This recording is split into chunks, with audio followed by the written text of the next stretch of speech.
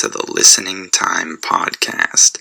Hey everybody, this is Connor, and you're listening to episode 110 of the Listening Time Podcast. Thank you all for listening. I hope your English learning is going great.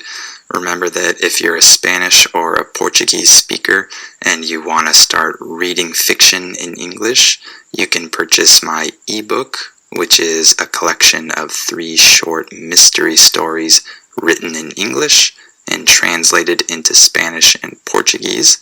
So you can find those links in the episode description below this episode. So go check that out if you'd like. And if you'd like to support this podcast and you want to support me, then please consider joining my membership, and you'll also get exclusive content.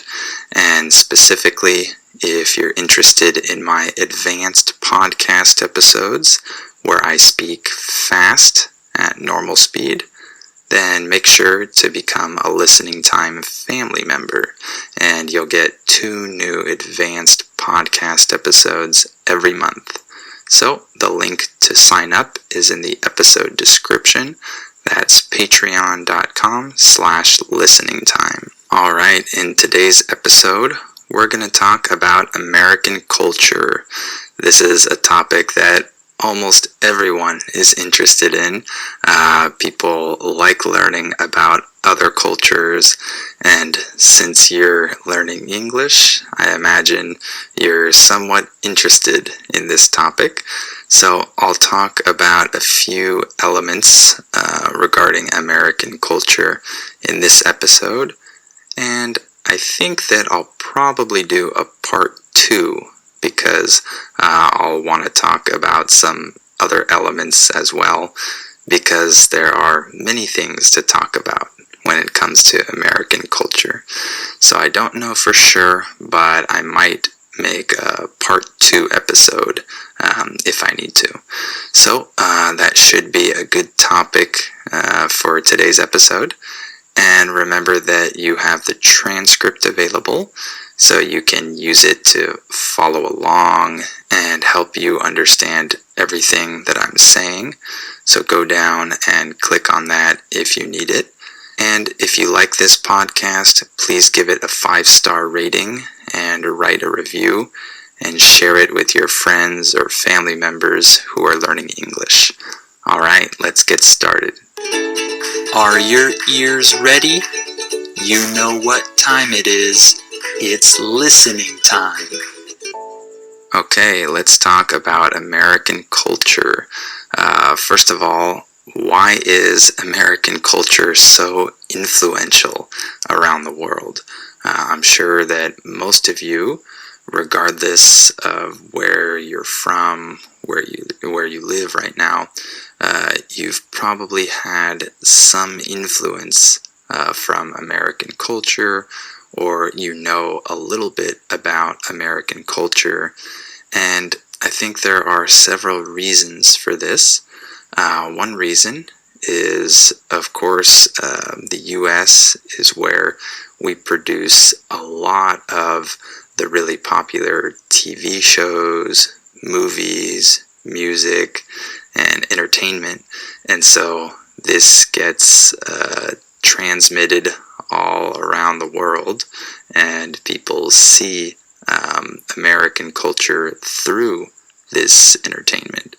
So that's one reason why American culture is influential around the world. And I think the fact that in the US we have a very important economy, and we have very important companies and things like that, that's also something that makes our culture influential, because a lot of people want to buy things from American companies, or they want to invest in the US economy in different ways. And so there are plenty of other reasons as well, but I think that those are a couple of the reasons why our culture is well known and influential. And so let's talk about a few different elements of American culture. I picked 4 elements for this episode, so we'll talk about those today. The first element I want to talk about is competition. So in American culture, competition is a very important element.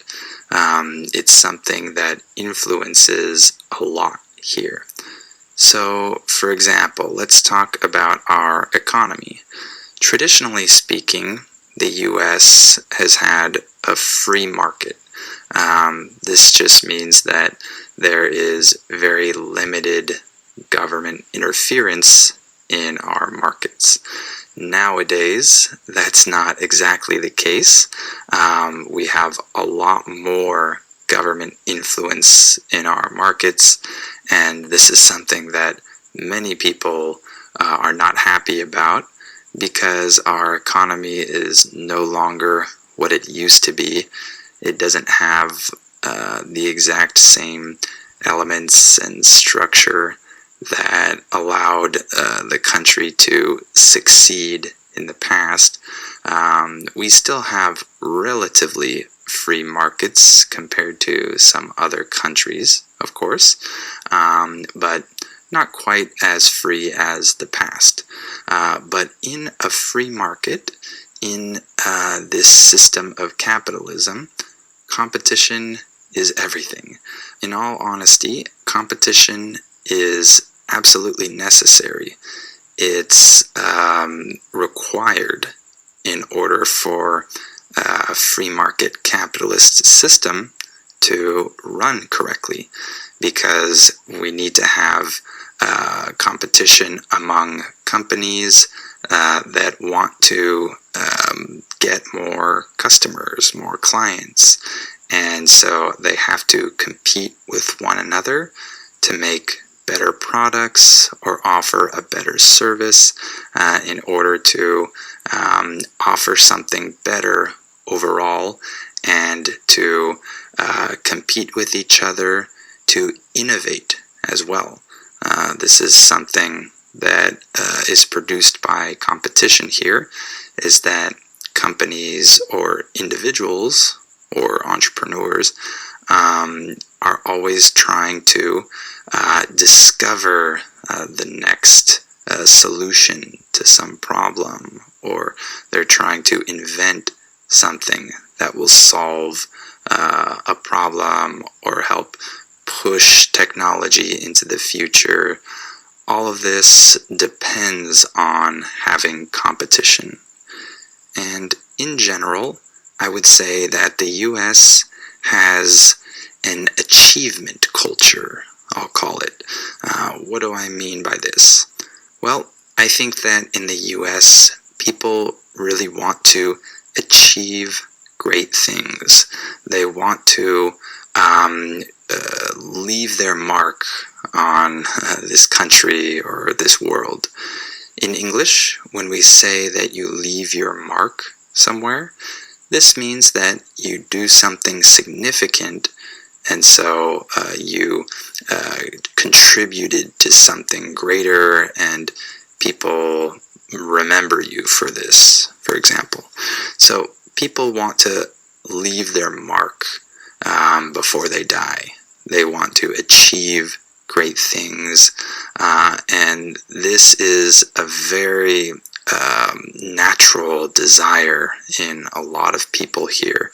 So that can cause people to work really hard and compete with other people, right? We have that natural tendency. So we're always looking to do great things, to achieve things.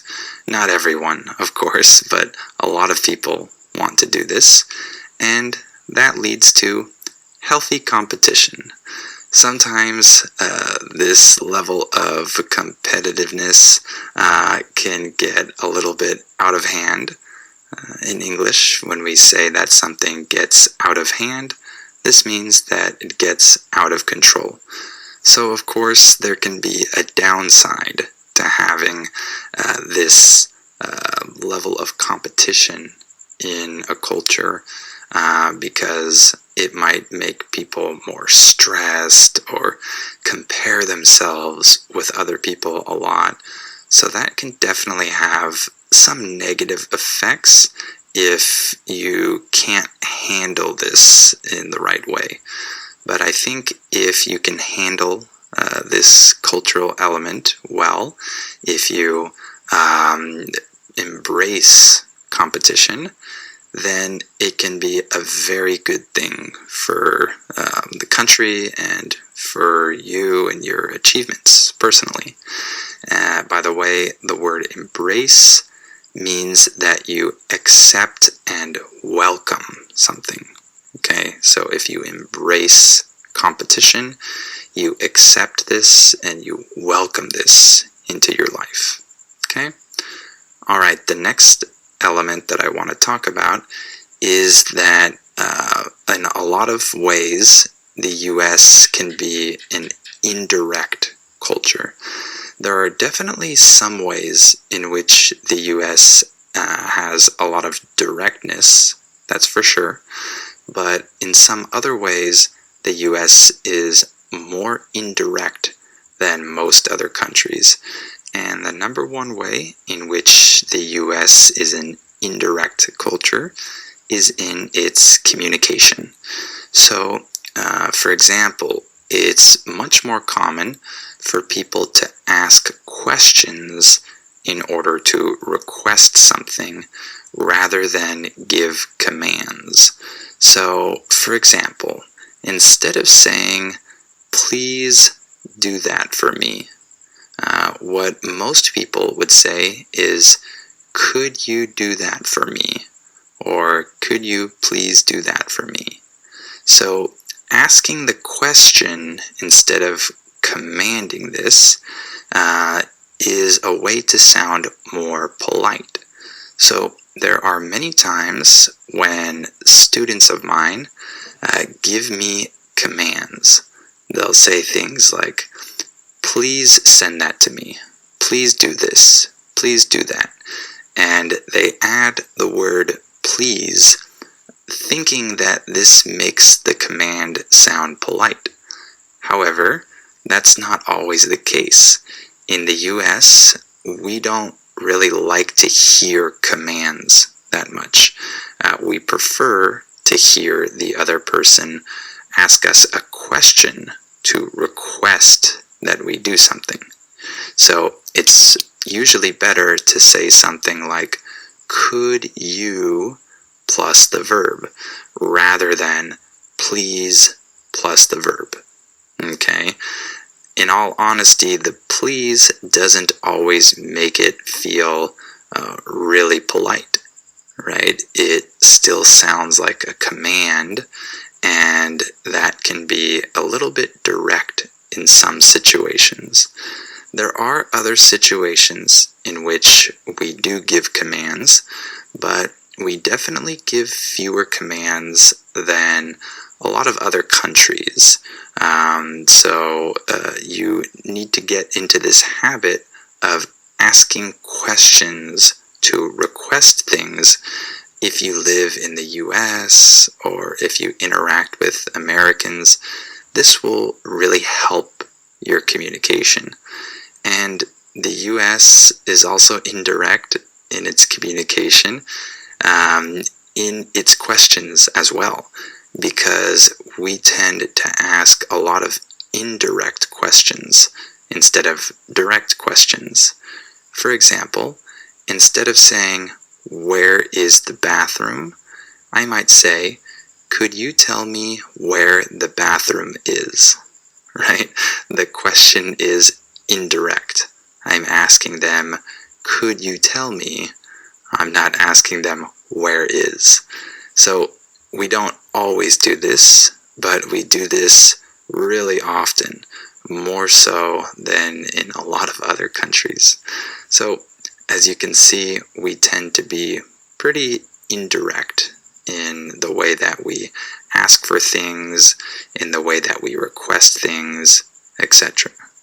The next element that I want to talk about is that the US is time-oriented.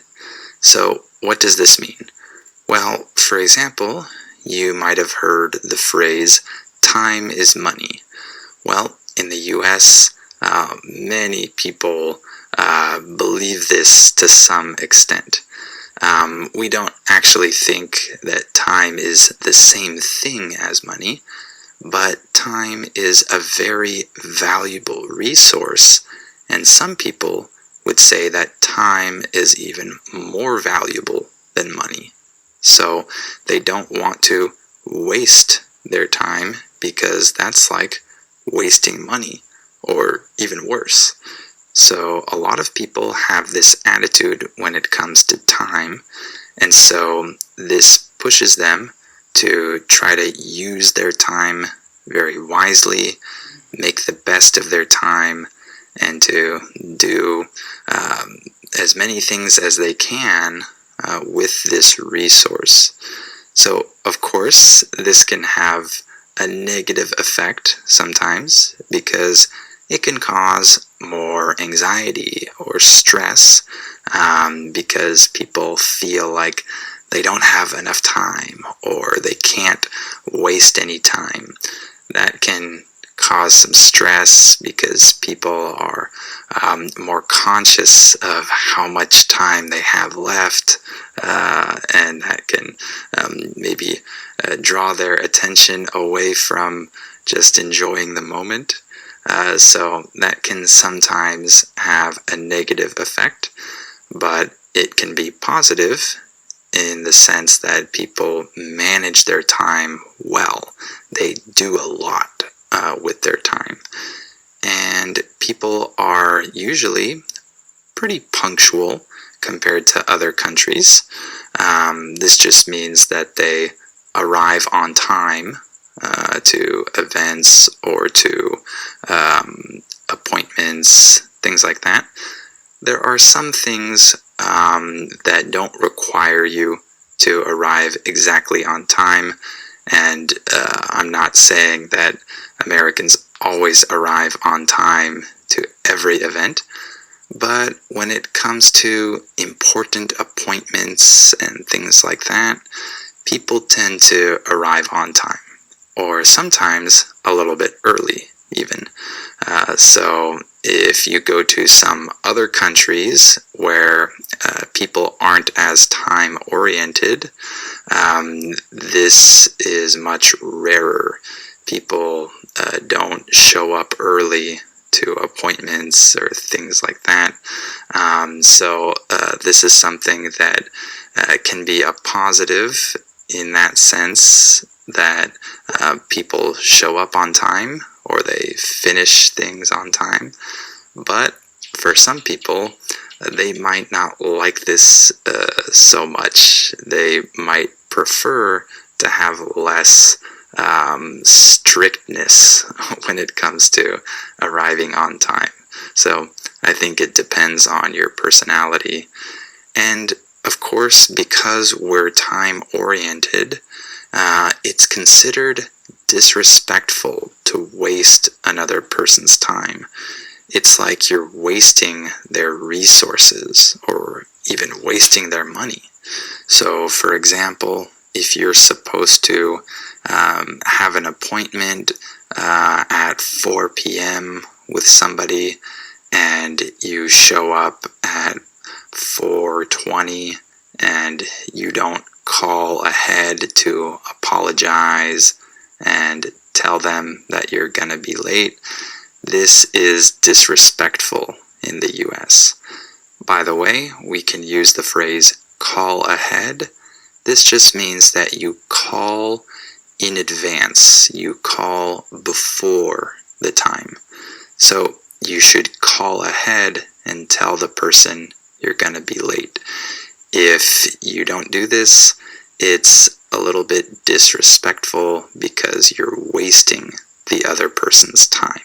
So this all shows how time-oriented the US is.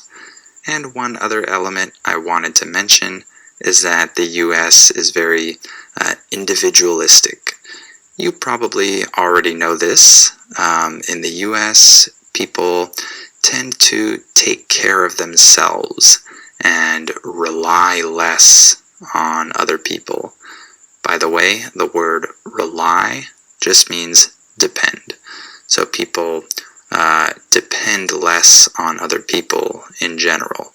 This might mean that they depend less on their family once they're an adult, for example.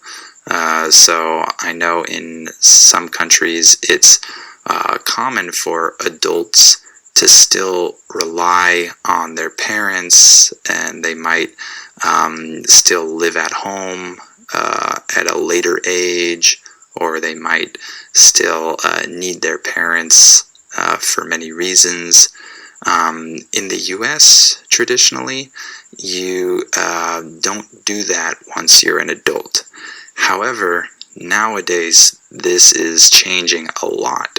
So nowadays, it's much more common for adults to still need some help from their parents. That's much more common than it was 30, 40, 50 years ago, for example.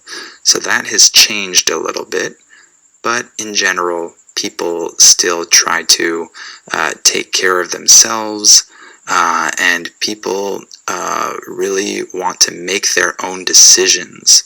So that's another element of this individualism, is that people want to decide things for themselves, to forge their own path, and to choose what they want to do.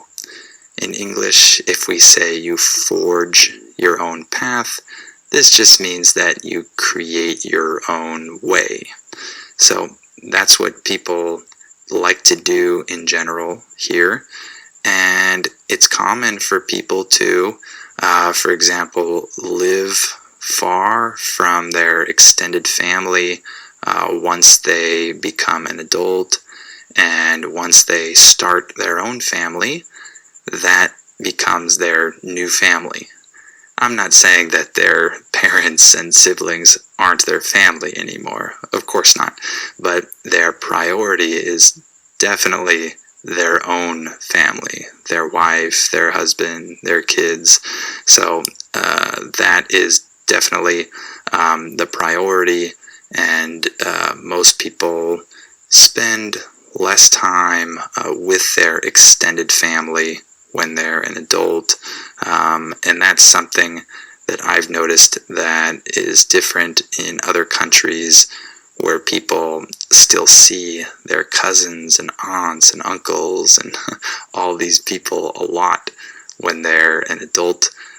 In the US, it's less common, and it's common to move far away from your parents or your siblings. That's really common for people to have family members in different parts of the country, for example. So people are more individualistic, and this goes with the idea of being free, right? Making your own decisions, deciding your own future, things like that.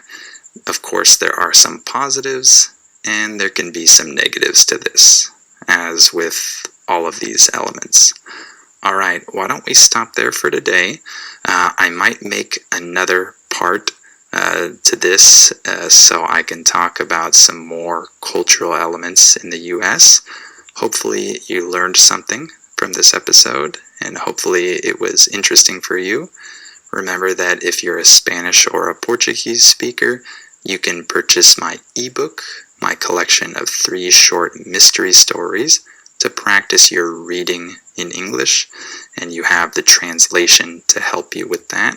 So the links are in the episode description, and you can also join my membership if you want to support this podcast, and if you want my exclusive training, and specifically if you want the advanced podcast episodes, then become a Listening Time family member. The link is in the episode description below the episode. And of course, you have the transcript there as well. And if you like this podcast, please share it with any friends or family members who are learning English. And please give it a 5-star rating and write a review. All right, thank you for listening to this episode, and I'll talk to you on the next episode of Listening Time.